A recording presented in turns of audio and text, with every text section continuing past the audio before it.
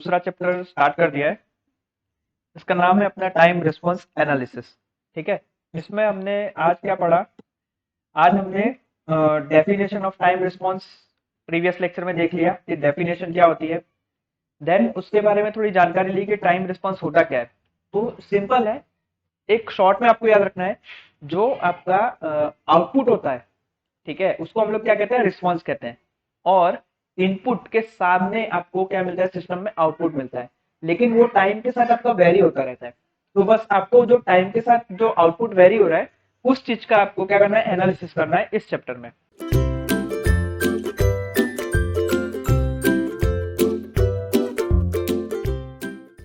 तो सिंपल है, time response क्या है आपका?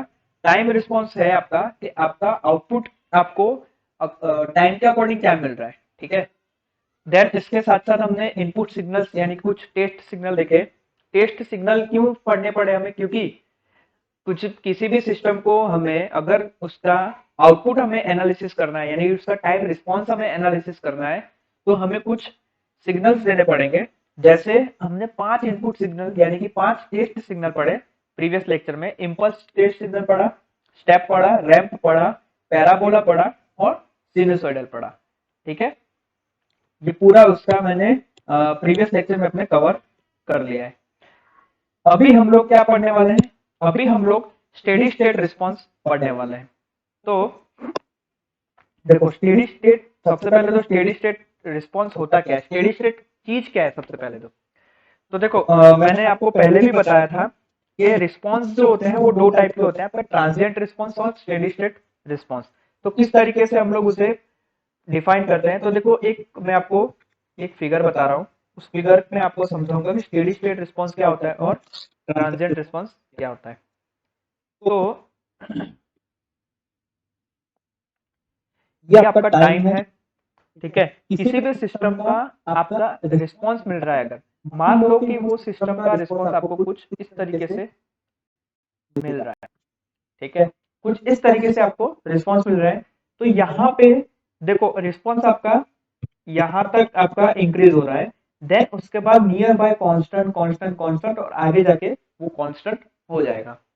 तो ये जो मैंने आपको लाइन बताई है, इस लाइन पे, इस लाइन से लेफ्ट साइड का जो रिस्पॉन्स वाला सिस्टम, ये वाला पार्ट है रिस्पॉन्स का, इसको हम लोग कहते हैं transient response.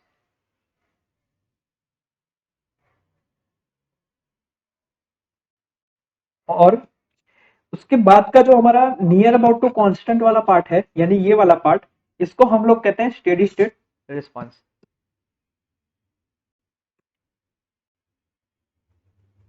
Steady state response नाम देने का मतलब क्या है? स्टेडी स्टेट मतलब, स्टेडी का मतलब क्या है? एक जगह पे पॉज, लगभग नियर अबाउट टू पॉज के हिसाब से ही नियर अबाउट टू कांस्टेंट ही रहता है, इसीलिए हम इसे क्या कहते हैं? Steady state response. ओके, तो देखो, स्टेडी स्टेट रिस्पॉन्स क्या है? तो स्टेडी स्टेट रिस्पॉन्स की अगर मैं डेफिनेशन दूं तो कैसे दे सकते हैं हम लोग, कैसे लिख सकते हैं? तो मैं यहाँ पे उसकी डेफिनेशन लिख देता हूं।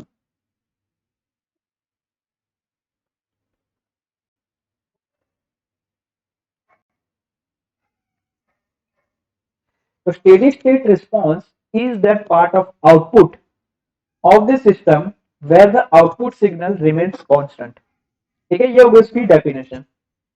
तो डेफिनेशन यहाँ पे अगर मैं लिखता हूं, तो it is that part of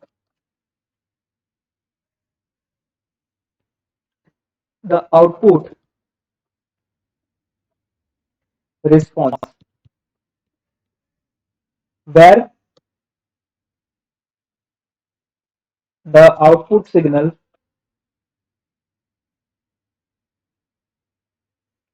remains constant।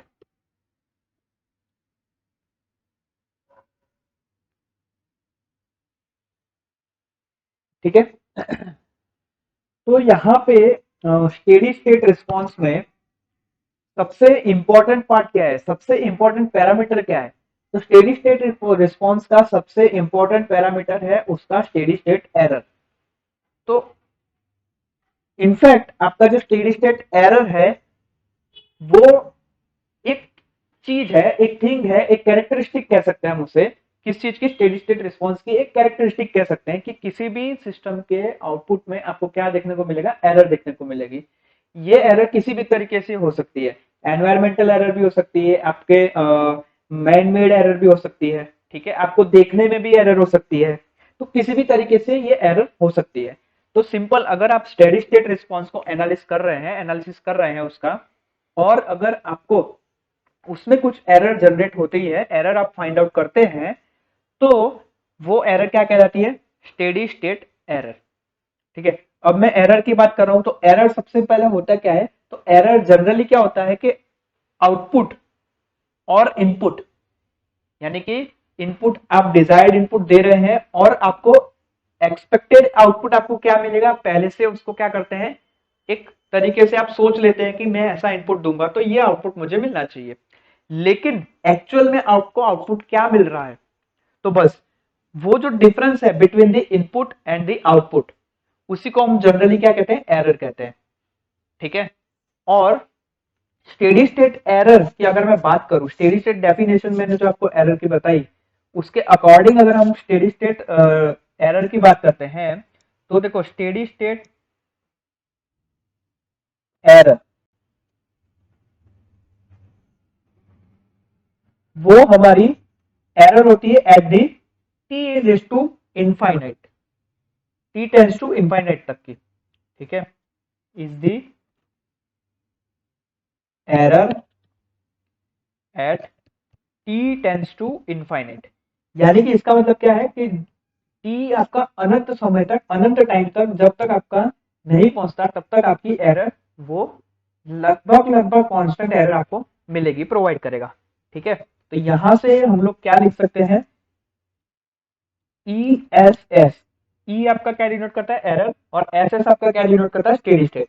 ठीक है, तो E S S is equal to क्या होता है, limit t tends to infinite, और जो भी एरर आपकी आ रही है, जो डिफरेंस है बिटवीन इनपुट एंड आउटपुट, वो हम लोग यहाँ एरर की जगह लिखेंगे। ठीक है, नाउ देखो, एरर को समझने के लिए, स्टेडी स्टेट एरर को समझने के लिए हम लोग एक क्लोज लूप सिस्टम लेंगे, एक सिंपल सी क्लोज लूप सिस्टम लेते हैं, जिसमें आपको एक इनपुट दिया जाएगा। मान लो कि यहाँ पे आपको एक इनपुट दे रहा हूं आर एस,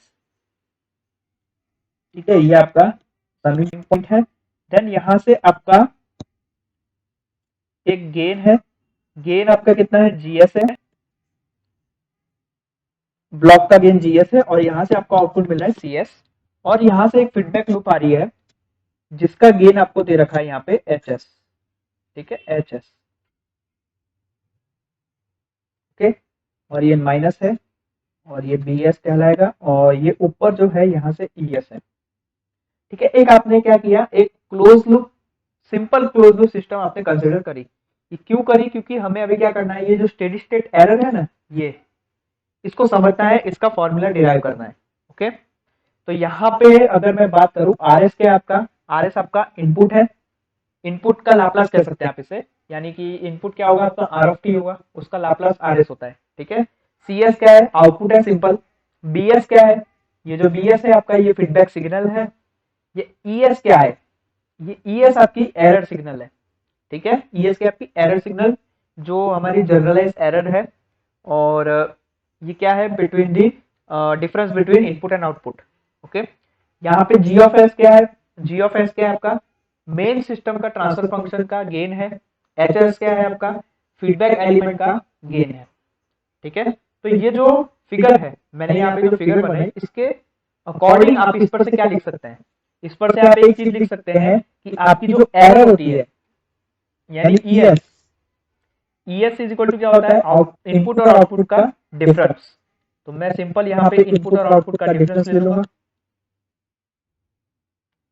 लेकिन लेकिन यहाँ पे एक चीज देखो आप, यहाँ पे बी एस, ठीक है, बी एस भी आपका पिक्चर में है, तो यहाँ पे बी एस, सॉरी, इनपुट और आउटपुट ना, ओके, यहाँ पे बी एस लिखो क्योंकि फीडबैक का लूप हमें लेना पड़ेगा। ठीक है, तो ई एस क्या है, एरर थी हमारी, एरर सिग्नल, एरर सिग्नल कहाँ से जनरेट हो रहा है, ई एस से, तो E S is equal to हम लोग यहाँ से कैसे लिख सकते हैं, ये अगर प्लस है और ये अगर माइनस है तो ई एस कैसे लिखेंगे, R S minus B S. ठीक है, तो यहाँ से आप एक चीज देखो, B S, B S is equal to आप क्या लिख सकते हैं, B S is equal to आप लिख सकते हैं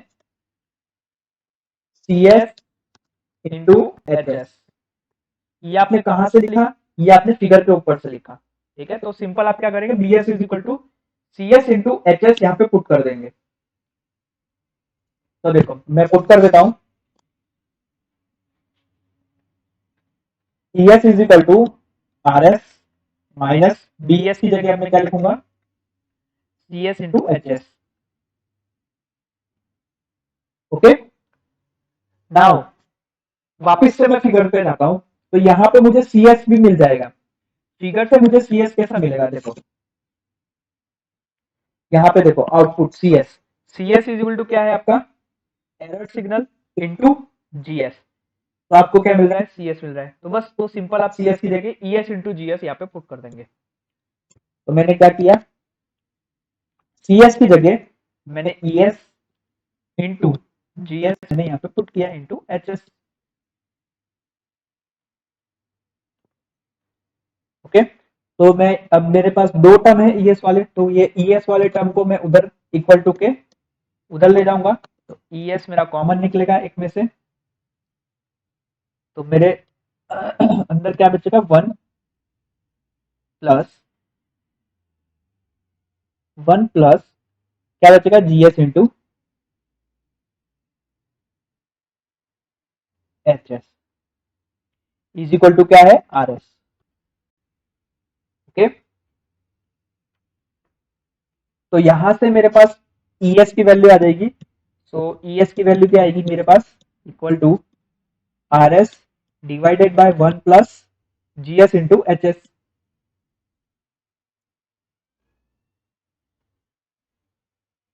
इसको मैं इक्वेशन नंबर 1 दे देता हूं। तो ये जो इक्वेशन है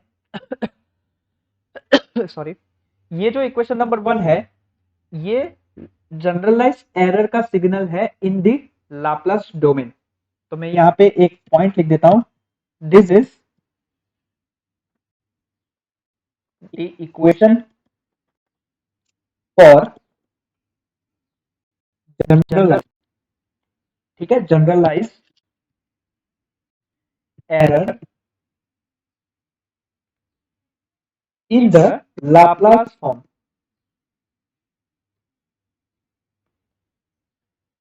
ओके, लेकिन हमें तो क्या चाहिए, हमें स्टेडी स्टेट एरर चाहिए। तो स्टेडी स्टेट एरर क्या था हमारा, स्टेडी स्टेट एरर थी हमारी E S S is equal to limit t tends to infinite error E t. ठीक है, अब ये हमारे पास ई एस है, लाप्लास फॉर्म में है, और हमें चाहिए टाइम डोमेन में। तो अब हम लोग क्या करेंगे, अब हम लोग जो इक्वेशन नंबर 1 जो हमें मिला है, ठीक है, उस इक्वेशन नंबर 1 के अंदर हम लोग प्रोसेस करेंगे और आगे की प्रोसीजर करेंगे। तो देखो प्रोसीजर किस तरीके से की जाएगी। तो यहाँ पे ई ऑफ टी आपका क्या है, एक जनरलाइज एरर है। Now we will make the use of final value theorem. ठीक है, अभी हम लोग आगे फाइनल वैल्यू थ्योरम पढ़ेंगे, इसी चैप्टर में हम लोग आगे फाइनल वैल्यू थ्योरम पढ़ने वाले हैं। तो वो फाइनल वैल्यू थ्योरम हम लोग यूज करेंगे और लाप्लास ट्रांसफॉर्म करेंगे। तो after the using of final value theorem and Laplace transform हमें हमारे पास क्या मिलेगा। तो देखो यहाँ पे पॉइंट लिख सकते हैं हम लोग, we will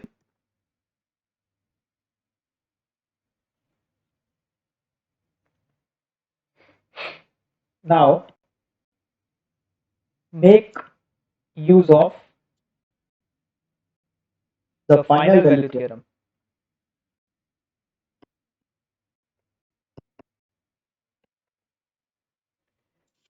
in the Laplace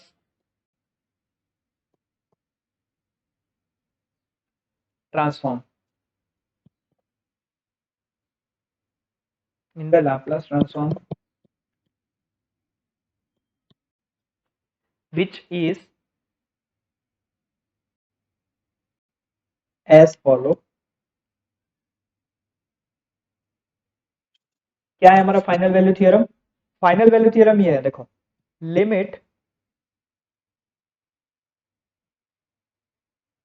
t tends to infinite, limit t tends to infinite f of t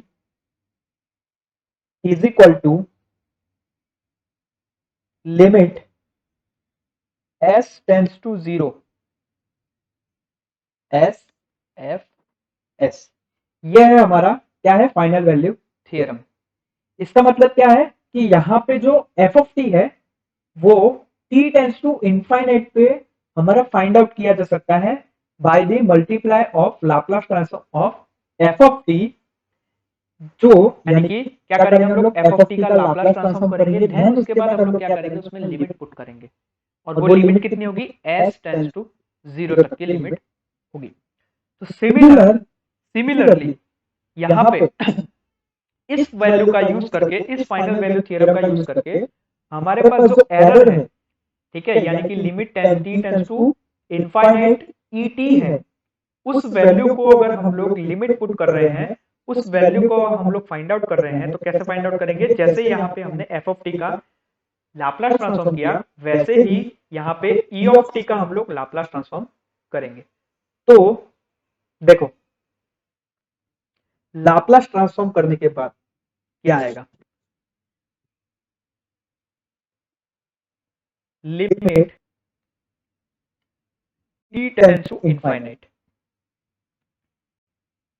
et, जैसा हमारा फाइनल वैल्यू थ्योरम था वैसे ही हम लोग ये लिखेंगे, limit s tends to 0 s into es। Okay, इसको हम लोग दे देते हैं इक्वेशन नंबर 2। तो यहाँ पे देखो, इक्वेशन नंबर 1 की वैल्यू, जो es की वैल्यू हम लोग यहाँ पे इक्वेशन नंबर 2 में पुट करेंगे। तो मैं ऐसा लिख सकता हूँ पॉइंट में, put value of equation number 1 into equation number 2। ठीक है, तो यहाँ पे पुट करने पे हमारे पास क्या आएगी, लिमिट et क्या था हमारा, वो थी हमारी स्टेडी स्टेट एरर यहां से। तो यहाँ पे मैं et, लिमिट et की जगह क्या लिखूंगा, ess is equal to limit t tends to infinite et is equal to limit s tends to 0 s into es की वैल्यू यहाँ पे पुट कर दूंगा, es की वैल्यू क्या थी, rs divided by 1 plus gs into hs। ठीक है, ये हमारा इक्वेशन नंबर 3। ये क्या है हमारा इक्वेशन नंबर 3। तो फाइनल वैल्यू थ्योरम का एडवांटेज क्या है कि आप क्या कर सकते हैं, steady state error easily find out कर सकते हैं। इसीलिए यहाँ पे जो इक्वेशन नंबर 3 है, इसकी वैल्यू हम लोग t tends to infinite time पे हम लोग क्या करते हैं, उसकी वैल्यू लेते हैं, और कैसे लेते हैं, कैसे फाइंड आउट करते हैं, उसको फाइंड आउट किया जाता है by the use of Laplace transform by itself. ठीक है, यानी कि हमें सिंपल क्या करना है, स्टेडी स्टेट एरर अगर हमें फाइंड आउट करनी है तो सिंपल क्या करना है आपको, सबसे पहले जो भी आपको सिस्टम दे रखा है उसका हमें क्या करना है, लाप्लास ट्रांसफॉर्म फाइंड आउट करना है। ठीक है, लाप्लास ट्रांसफॉर्म फाइंड आउट करके simple s tends to 0 value put करनी है हमें, तो वो क्या आ गया, हमारा स्टेडी स्टेट एरर हमारी आ गई। ठीक है, तो यहाँ पे ये जो इक्वेशन नंबर 3 है, इस इक्वेशन नंबर 3 से हम लोग क्या चीज नोटिस कर सकते हैं कि जो आपका ESS है, यानी कि स्टेडी स्टेट एरर है, अपनी दो फैक्टर पे डिपेंड करती है। सबसे पहला फैक्टर है आपका इनपुट फैक्टर यानी RF, और दूसरा क्या है आपका, दूसरा है आपका ओपन लूप ट्रांसफर फंक्शन। ठीक है, यानी कि GS इंटू HS पे। ओके, तो ये भी पॉइंट हम लोग लिख सकते हैं, क्या लिखने का हमें, ये लिख सकते हैं हम लोग, we note from equation number 3 we note that ESS यानी steady state error depends on two factor. कौन से फैक्टर मैंने आपको बताया? सबसे पहला फैक्टर बताया मैंने इनपुट, यानी RS, और दूसरा मैंने फैक्टर क्या बताया? Open loop transfer function. Open loop transfer function क्या था? GS into HS। ठीक है, तो एक एक करके ये जो दो फैक्टर है ना, इनपुट और ओपन लूप ट्रांसफर फंक्शन, इसका स्टेडी स्टेट एरर पे क्या इफेक्ट होता है वो देखेंगे अभी। तो देखो, सबसे पहले मैं टॉपिक नंबर एक स्टार ही कर देता हूँ, स्टार करके यहाँ पे लिखता हूँ इफेक्ट ऑफ इनपुट यानी कि RS on steady state error.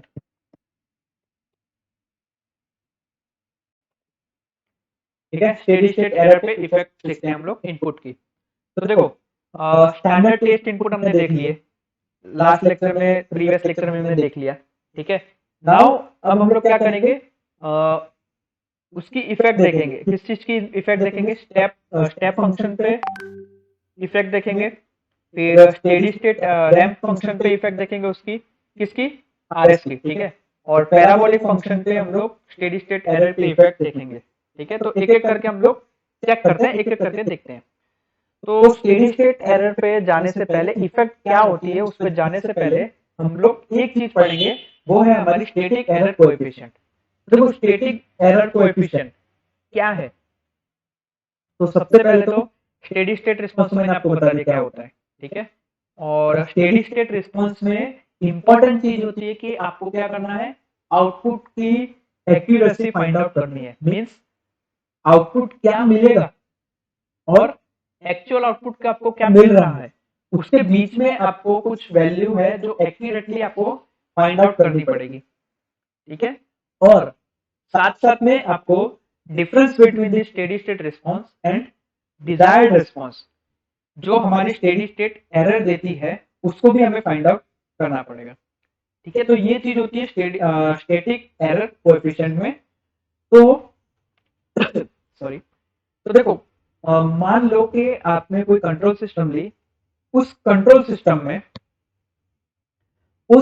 System में आपका क्या है, स्टेडी स्टेट एरर है, वो कांस्टेंट है। किस चीज के लिए कांस्टेंट है? वो कांस्टेंट है for changes in position, velocity and acceleration. ठीक है, तो ये जो एरर है, ये जो मैंने जो आपको बताया, पोजीशन, वेलोसिटी और एक्सेलरेशन, ठीक है, उसकी जो आपकी कांस्टेंट है, स्टेडी स्टेट एरर कांस्टेंट, जिसको हम लोग के से डिनोट करेंगे। तो देखो, पोजीशन के लिए अगर आप लोग डिनोट कर रहे हैं तो केपी से डिनोट करेंगे, वेलोसिटी के लिए डिनोट कर रहे हैं आप तो केवी से डिनोट करेंगे, और एक्सेलरेशन के लिए आप डिनोट कर रहे हो तो आप डिनोट करोगे के ए से। ये सब मैंने क्या बताया, केपी, केवी और के ए, ये आपकी स्टैटिक एरर कोएफिशिएंट है for position, velocity and acceleration respectively. ठीक है, मैं यहाँ पे लिख देता हूं आपके लिए। सबसे पहले मैंने आपको क्या बताया, केपी। केपी क्या आपकी पोजिशनल एरर कांस्टेंट है।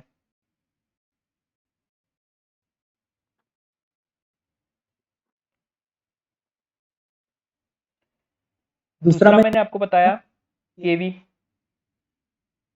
Velocity error constant.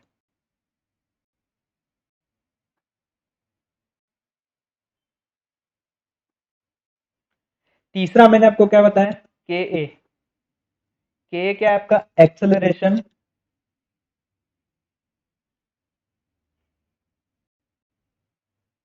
Error constant.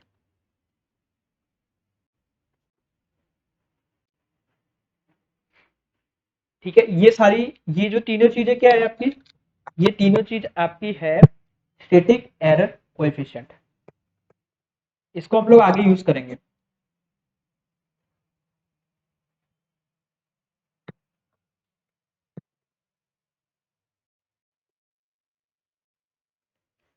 Okay, तो देखो मैंने आपको ये जब टॉपिक स्टार्ट किया था मैंने कहा था कि हम लोग स्टेप रैंप और पैराबोलिक इनपुट पे स्टेडी स्टेट एरर की क्या इफेक्ट होती है वो हम लोग स्टडी करेंगे। तो एक एक करके हम लोग स्टडी करते हैं। तो सबसे पहले हमारा स्टेप इनपुट है, ठीक है। तो सबसे पहले क्या है हमारा स्टेप इनपुट सिग्नल, उस पे हमारा क्या इफेक्ट होता है। तो देखो मान लो हम लोग एक कंसीडर करते हैं, एक चीज कंसीडर करते हैं कि आपका जो स्टेप इनपुट है उसका मैग्नीट्यूड क्या है, ए है, ठीक है। किसी भी सिस्टम पे हम लोग उसे अप्लाई करते हैं एज ए रेफरेंस इनपुट। इसका मतलब क्या है, आप लोग स्टेप इनपुट को कैसे लिखते हैं, R T is equal to आप क्या लिखते थे, ए लिखते थे for E greater than 0 and R T is equal to 0 लिखते थे आप क्या, फॉर टी लेस देन 0, ठीक है, टी लेस देन 0। तो हम लोग जानते हैं कि लाप्लास ट्रांसफॉर्म जो होता है स्टेप इनपुट का वो क्या होता है, we know that Laplace transform of step input is, क्या होता है वो, R S is equal to A by S, ठीक है।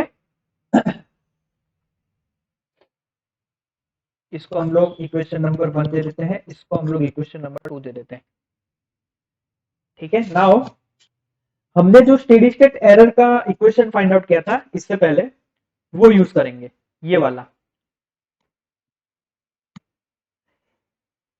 इक्वेशन नंबर 3 जो है स्टेडी स्टेट एरर का वो हम लोग यूज करेंगे। तो उस इक्वेशन को यूज करने के बाद using equation of E S S, ठीक है। ई एस एस का इक्वेशन क्या था, E S S is equal to limit S tends to 0 S into R S divided by 1 plus G S into H S, ये था हमारा E S S का equation.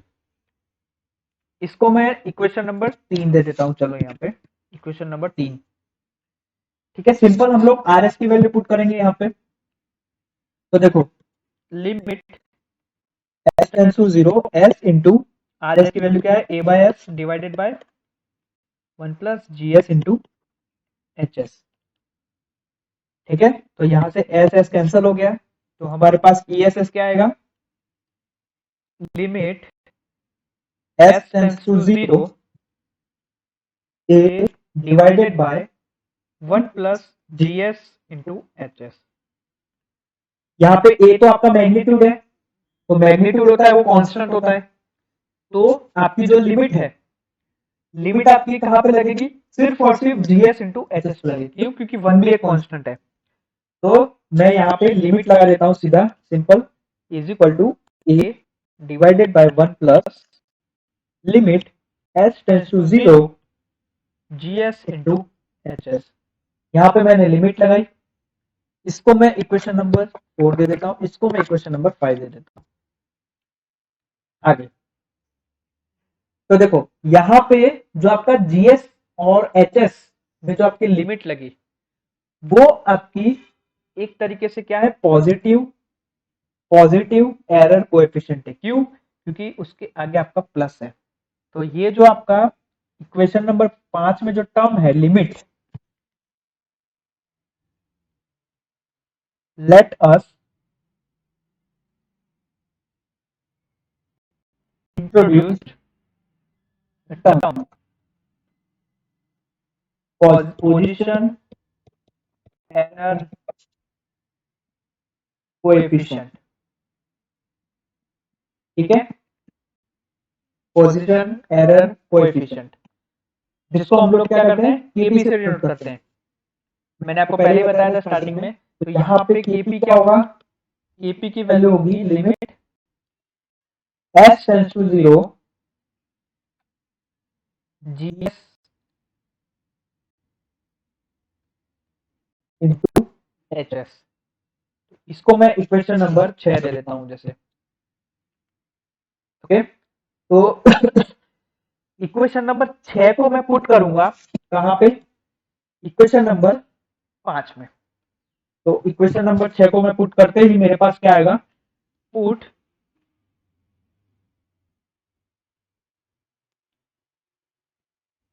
Equation number 6 into equation number 5। Error हमारी E S S is equal to क्या आएगा, A upon 1 plus K P. इसको मैं equation number 7 दे देता हूं। ठीक है, तो ये जो इक्वेशन नंबर 7 है, ये हमारा क्या इंडिकेट कर रहा है कि जब आपके सिस्टम में आप स्टेप इनपुट दे रहे हैं, तो जो आपकी स्टेडी स्टेट एरर जनरेट हो रही है बाय द कंट्रोलर, और उसकी पोजीशन के कारण जो भी एरर जनरेट हो रही है, वो हमारा पूरा स्टेडी स्टेट एरर जनरेट कर रहा है। ये आपको ध्यान रखना है। ठीक है, तो यहां से इस इक्वेशन के अकॉर्डिंग आप फिगर बना सकते हैं कि आपका जो पोजीशन एरर कोएफिशिएंट है, और उसके कारण जो आपकी स्टेडी स्टेट एरर जनरेट हो रही है, वो किस तरीके से होगी। तो देखो,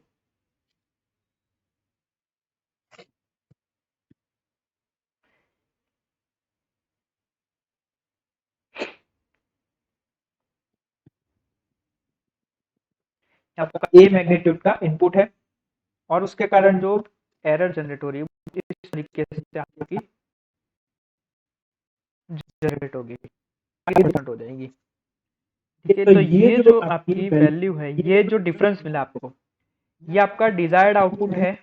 ठीक है, अकॉर्डिंग टू मैग्नीट्यूड, और आपको रिस्पॉन्स का आपको ये मिल रहा है जो मैंने व्हाइट कलर में बताया। तो ये जो डिफरेंस आया बिटवीन इनपुट एंड आउटपुट, यही हमारा क्या है, स्टेडी स्टेट एरर है। स्टेडी स्टेट एरर, तो यूनिट स्टेप इनपुट के लिए आपका स्टेडी स्टेट एरर कैसे डिफाइन करेंगे, ए divided by 1 plus K P. यहाँ पे के पी क्या है, आपका पोजीशन एरर कोएफिशिएंट है।